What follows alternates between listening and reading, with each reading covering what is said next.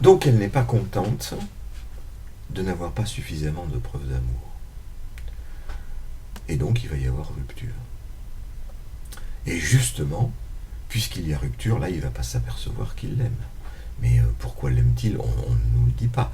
Mais moi je fais cette hypothèse, c'est que justement là il ne peut plus baiser. Ce n'est plus possible, il ne peut plus se prouver qu'il a un phallus. Parce que l'angoisse de l'homme, c'est l'angoisse de castration. Se confronter à une femme, c'est se prouver que le phallus peut tenir le coup dans cette confrontation. On parle quelquefois, c'est une image qui circule assez fréquemment, du vagin comme denté, c'est-à-dire qu'en enfonçant son phallus là-dedans, on risque de l'y laisser, comme dans la gueule d'un requin. Eh bien, c'est un fantasme totalement universel. Beaucoup diront, mais oui, mais j'ai jamais éprouvé ça. Non, bien sûr, c'est un fantasme inconscient. Et ça se repère dans les actes manqués, dans les difficultés des histoires d'amour de la vie quotidienne. Donc c'est ça qu'elle lui fait ce coup-là, justement. C'est-à-dire, puisque tu ne m'aimes pas, alors je ne baisse plus. Et je ne veux plus te voir. Hein, elle n'en fait pas une condition, si je baisse seulement si tu m'aimes. Elle lui dit simplement, si tu ne m'aimes pas, j'arrête la relation.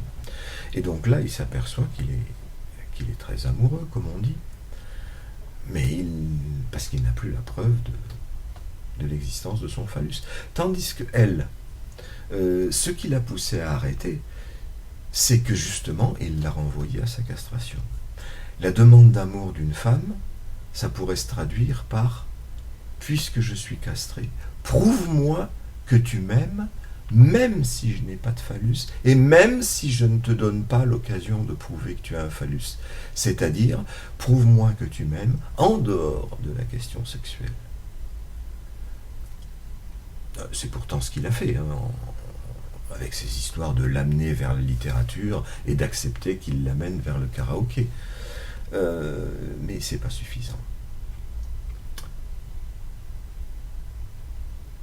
Et un petit moment après qu'ils se soient remis ensemble, ah oui, il faut que je vous dise, à ce moment-là, il y a eu un épisode tout à fait extraordinaire. C'est que, alors qu'ils recommencent à se téléphoner, à se voir,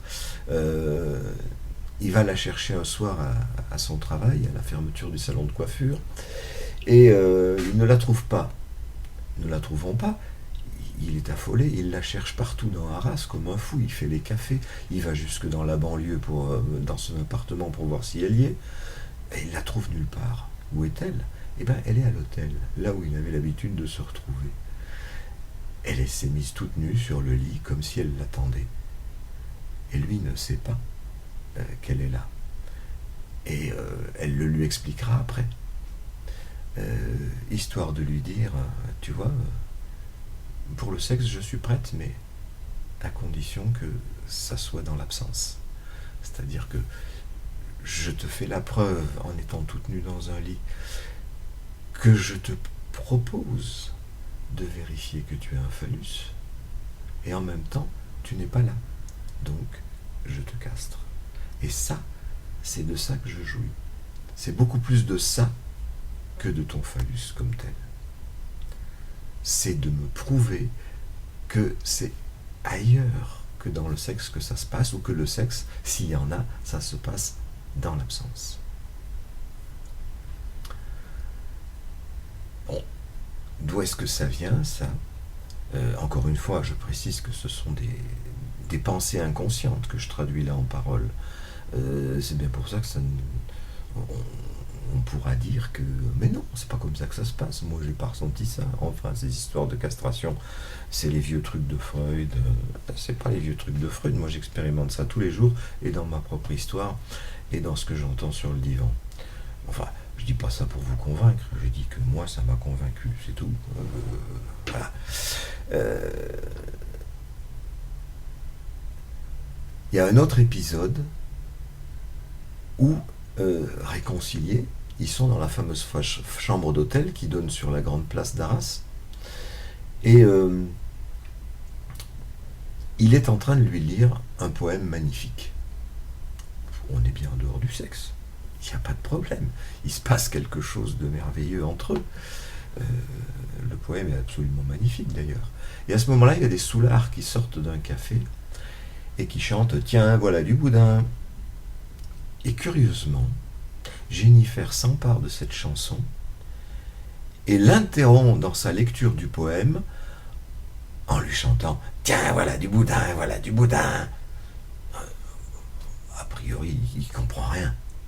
Et moi, ce que je comprends, c'est qu'elle lui dit « Ok, tu me fais le coup de la poésie, là, mais ce que tu veux, je sais très bien ce que tu veux. Tu veux du boudin. C'est-à-dire, tu veux te prouver que tu as un phallus. » Ou, deuxième interprétation, on sait très bien ce qu'en français un boudin veut dire, c'est une fille pas jolie. Et elle lui a déjà reproché de la trouver jolie, en quelque sorte. C'est-à-dire de ne l'aimer que parce qu'elle est jolie. Elle lui dit à un moment, et si j'étais un boudin, est-ce que tu m'aimerais encore? Et si on baisait pas, est-ce que tu m'aimerais encore? Donc elle lui renvoie ça à la gueule, parce que ça ne lui suffit pas. Elle ne veut pas que ça tourne autour du boudin. Sachant qu'effectivement, elle est jolie, et que la beauté, c'est ce qui l'a attirée, et la beauté, c'est le meilleur rempart contre la castration. Parce que la beauté détourne le regard du sexe comme tel. La beauté fait un emballage pour le sexe, c'est-à-dire fait un emballage pour cette absence de phallus entre les jambes d'une femme qui est perçue comme une castration, aussi bien par les hommes que par les femmes. Je dis bien perçue, inconsciemment, parce que c'est une trace de l'expérience infantile, de la découverte de la différence des sexes. Quand une fille ou un garçon découvre cette différence,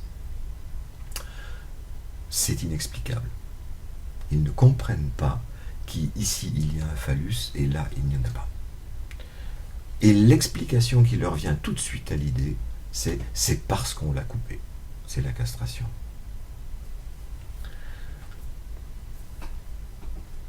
D'où les filles n'auront de cesse de vouloir compenser cette castration ou de se plaindre que ça ne fonctionne pas ou d'être en colère contre cette injustice. Tandis que les garçons vont ne pas cesser d'essayer de se prouver qu'on ne va pas la leur couper. Et que même la confrontation avec la preuve qu'il y a eu coupure, c'est-à-dire avec une femme, ça ne va pas la leur couper. C'est donc que les histoires d'amour sont des restes de ces histoires très archaïques, totalement refoulées, donc totalement inconscientes, mais qui nous dirigent à notre insu.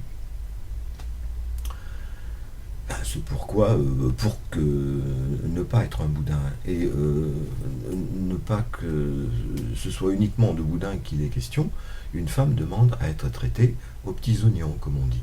C'est pour ça que l'art culinaire n'est jamais très loin des histoires d'amour. Le boudin aux petits oignons, c'est beaucoup mieux que le boudin tout seul. Donc le bonhomme a intérêt à faire de la cuisine. Les femmes adorent d'ailleurs quand les hommes se mettent à faire de la cuisine. Quelque part, c'est reprendre à leur compte ce qui a été leur dévolu pendant toute l'histoire de l'humanité, c'est-à-dire le faire la cuisine. Donc on pourrait dire, si on veut faire scientifique, que le boudin, c'est la mesure des histoires d'amour et de sexe, au même titre que le maître a un étalon. Et d'ailleurs, il s'agit de trouver un étalon lorsqu'on est une femme, ou le prince charmant qui est dessus, et qui est mesuré à l'aune, c'est-à-dire à l'étalon de l'étalon. C'est-à-dire qu'il peut apporter l'amour, c'est-à-dire les petits oignons. Donc, on peut mesurer l'amour au 1 boudin, 2 boudins, 3 boudins, avec la quantité de petits oignons, gros petits oignons, grands petits oignons, 1 kilo de petits oignons, 2 kilos de petits oignons, etc. C'est ce qui fait l'intérêt d'une histoire d'amour. On pourrait la mesurer aussi à la quantité de couilles, puisque il y a aussi des femmes qui réagissent au sentiment de castration en devenant grand chef d'entreprise, grand chercheur au CNRS ou grand philosophe de l'université. Dans ce cas-là, on dit ça c'est une femme qui a des couilles. Et il y a aussi des hommes qui n'y arrivent pas dans la vie, ce sont des losers, et on dit ce type-là il n'a pas de couilles. Donc si on veut faire scientifique, la couille pourrait être aussi un instrument de mesure des histoires d'amour, au même titre que le Bouddha. Voyez donc qu'il n'y a en fait qu'un seul sexe, c'est le phallus, et que l'homme et la femme, le masculin et le féminin, sont deux modalités de cette façon de se situer dans le sexe, qui est le genre. C'est pour ça que le pas son genre, titre du film, c'est pas tellement pas son genre, pas de ma culture, pas de mon niveau social, mais tout simplement pas du même sexe que moi. Ça explique pourquoi les histoires d'amour finissent mal en général, parce que la demande n'est pas la même si dans un certain temps qui peut durer plus ou moins longtemps, une nuit ou 40 ans, il y a une cristallisation qui fait que les concessions de l'un et de l'autre, aux demandes de l'un et aux désirs de l'autre, vont faire que ça marche, mais seulement pour un temps. Après, la structure réapparaît, et cette structure fait que il y a malentendu les uns et les autres, les hommes et les femmes, dans leurs modalités différentes de faire avec le phallus, ne demandent pas la même chose.